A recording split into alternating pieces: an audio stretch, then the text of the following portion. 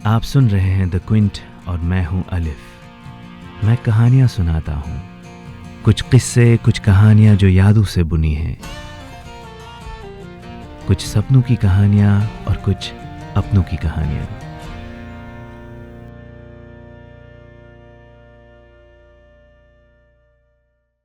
मेरा नाम है अलिफ, मैं कहानियां सुनाता हूं। आज से आपके साथ एक नए सफ़र की शुरुआत कर रहा हूं। अब सफ़र की शुरुआत है तो सोचा शुरू से शुरू किया जाए। मेरे पास एक अलमारी है, यादों की अलमारी, और इस अलमारी में मैंने कई किस्से कहानियां संभाल के रखे हैं। आज यादों की अलमारी से एक किस्सा आपके लिए निकाल के लाया हूं। आज की कहानी का नाम है ट्यूशन सेंटर, और कहानी सच्ची है या इमेजिनेटिव ये आप डिसाइड करेंगे। मेरा काम कहानियां सुनाने का है। जनवरी का महीना, सर्दियों के दिन और चारों तरफ बर्फ की चादर। ऐसा लगता था कि सारे मकान, सारी गलियां, कूचे सफेद शॉल ओढ़े कांगरी सेक रहे हैं। बड़ा दुख होता था अगर कोई गाड़ी आके बर्फ को कुचल देती थी। मैं बात कर रहा हूं क्लास 8 की, और कुल मिला के एज थी 12 साल। सर्दियों की छुट्टियां कश्मीर में 3 महीने की हुआ करती थी, और ये 3 महीने स्कूल के बजाय ट्यूशन सेंटर्स में गुजरते थे। मोटी सी स्वेटर, लंबा सा फेरन, सर पे वूलन टोपी और हाथ में दस्ताने, बस लेफ्ट राइट करते हुए ट्यूशन पहुंच जाना। 8th क्लास का ट्यूशन इसलिए भी याद है क्योंकि पहली बार बर्फ पे चलते चलते दिल फिसल गया था।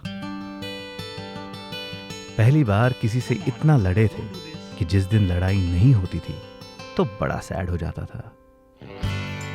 सोचिए कि ट्यूशन जाने का मन बस इसलिए होता था कि निकलते वक्त सड़क तक साथ चला जाए। अब नाम में क्या रखा है, बस इतना काफी है कि थी कोई। बाय गॉड चुड़ैल की नानी थी, शक्ल से मासूम और इरादों से शैतान की अम्मा। एक दिन तो गेट पे मेरा जूता टंगा हुआ मिला, और उसमें बर्फ ठूस ठूस के भरी पड़ी थी। वो बदला लिया गया था पूरे दिन की लड़ाई का। ऐसा नहीं था कि सिर्फ लड़ाई होती थी, कभी कभी पार्ले जी भी आधा आधा बांट लेते थे। चॉकलेट, जो उन दिनों लग्जरी आइटम हुआ करता था, वो भी हाफ ही बनता था। कमबख्त तब से लेकर आज तक विंटर्स से इतनी मोहब्बत है कि विंटर्स में हर साल वही 8th क्लास का बच्चा बन जाता हूँ। 3 महीने हर रोज मिलना, हर बार लड़ना, होमवर्क, क्लास वर्क शेयर करना, नोट्स शेयर करना, सब इतना स्ट्रांग हो गया था कि सर्दी में भी दिल पिघल गया। मन करता था कि सारा वक्त ट्यूशन सेंटर में बीत जाए। कभी कभी नाराजगी इतनी बढ़ जाती थी कि कम से कम एक दिन बात नहीं होती थी। अगले दिन फिर से पिघल जाते थे।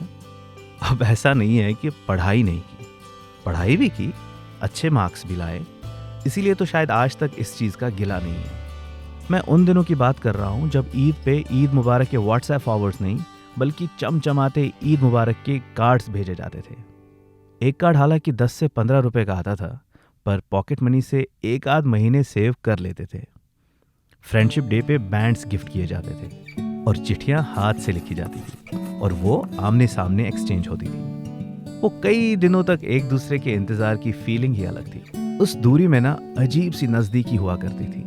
वैसे हम एज के आधे थे, पर जज्बात में सादे थे। जो भी बोलते थे दिल से बोलते थे, जो समझते थे दिल से ही समझते थे। दिन बीतते गए, पार्ले जी भी हाफ बढ़ता गया, लड़ाइयाँ भी होती रही। वो 3 महीने कब गुजर गए पता ही नहीं चला। गर्मी का मौसम आते आते बर्फ पिघल गई। पूरी कहानी सुनने के लिए डिस्क्रिप्शन में दिए गए लिंक पर क्लिक करें। किस्से कहानियां आप Google podcast, Apple podcast, Spotify और जियो सावन पर भी सुन सकते हैं।